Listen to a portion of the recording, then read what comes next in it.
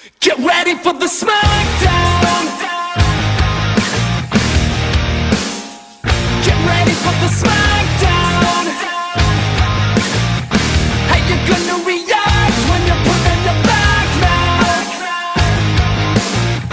'Cause there's no turning back when you're facing the smackdown.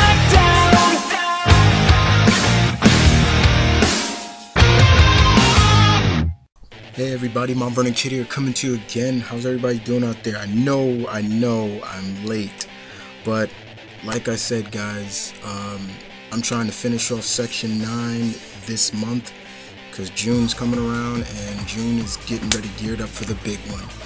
So all this week and probably all next week we'll be having fights. So this fight comes from me, and I picked the likes of Karnak from the Inhumans versus Bane. Yeah, I thought it would be interesting. I thought it'd be wise to have another Inhuman from the royal family in a fight instead of just Black Bolt. And I have my favorite of the Inhumans, Karnak, and I'm gonna tell you why he's one of my favorites. But let's talk a little bit about Karnak, shall we? Karnak is the martial artist of the royal family of the Inhumans. He's a great martial artist, and unlike the rest of the royal family, he has really no powers. His abilities never came from the Terrigen mist like all the other Inhumans, how they gain their powers. So he never inhaled it because he wasn't around when it happened. But his powers, all his abilities come from just diligent meditation and training. Now what he can do is he has this extra sensory ability where he can find the weak point in any object or person and hit it with like minor, just hit it one time and that person or that object will fall. Like say if he sees, let's say if there's a huge mountain or wall in the way, he can look for that and he says, well, the weak point is right, bam, here, and knock it down. Not even hitting hard, but just bam, like a pressure point. And if he can do that to inanimate objects, we've seen what he can do to living creatures if so. So his skills are great, and his martial arts skills just make him very dangerous. He's a very dangerous individual of the royal family, and I give him more credit because he did not inhale the Terrigen mist that gives the other Inhumans their powers. So he's the how can I put it? He's the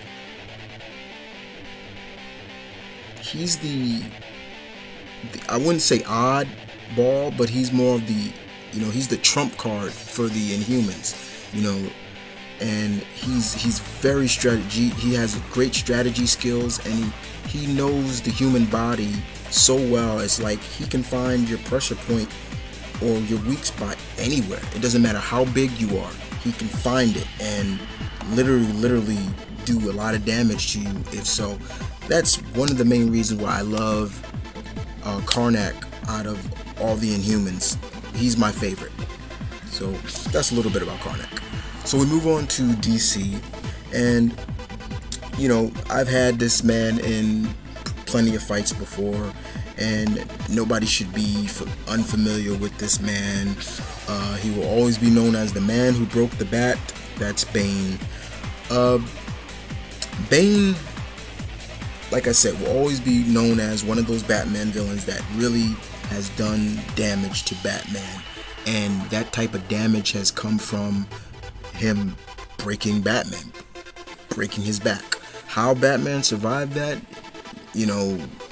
that's the question, because the way he broke Batman's back, now they say the way he broke it, he wanted Batman to live, but that type of damage should have literally killed Batman in a way, but it's Batman, right? But Bane is more than just a brute. He's highly intelligent, and now in the comics now, especially in the New 52, his Venom now, because he's back on the Venom, increases his intelligence. So he's very highly more dangerous than he is from his pre-52 days. Because during his pre-52 days, he got off the Venom, where he would keep an emergency batch of it just in case, because he realized that it was killing him, was making him crazy, and so forth. But now he's back on the Venom. Now he looks a little bit more like his Arkham Asylum, Arkham City look, but it's a good blend of the original and the new look for him. And he still was very devious and deadly to Batman. But you got to give Bane a lot of credit, no doubt about it. So in terms of a battle between these, a pure hand-to-hand combat battle, this is good stuff right here, man. Bane would definitely want to try to figure out what Karnak is about, and I can see right from the get-go, Karnak would look for Bane's weak spot. He would look for a weak point on him and quickly hit it and hit it and hit it again. If he needs to hit it more than once, hit it till he's able to take down Bane and not kill him, but yeah, take him down to the point where Bane is out cold or so. But if he needs to kill Bane, Karnak will not hesitate to deliver a deadly blow. And the same thing goes for Bane. Bane is going to have to be on his toes. Karnak has got to be on his toes. It is about skills here, people. That's the way I look at it. But, however, I'm giving this to Karnak. Just too much skills involved with Karnak. But I leave it up to you guys. Karnak or Bane? And you guys tell me what you thought of this fight. I hope you guys didn't mind the delay. Like I said, I'm trying to finish Section 9 off in May so I can kick off Section 10. I'm really jonesing for Section 10 because that's going to be my big section. And by doing fights every day, it'll help me gear up for Section 10. But other than that, I hope you guys enjoyed this fight. And you guys know the slogan, as always, Mount Vernon Kid saying battle on. I'll see you guys later this evening with the next fight.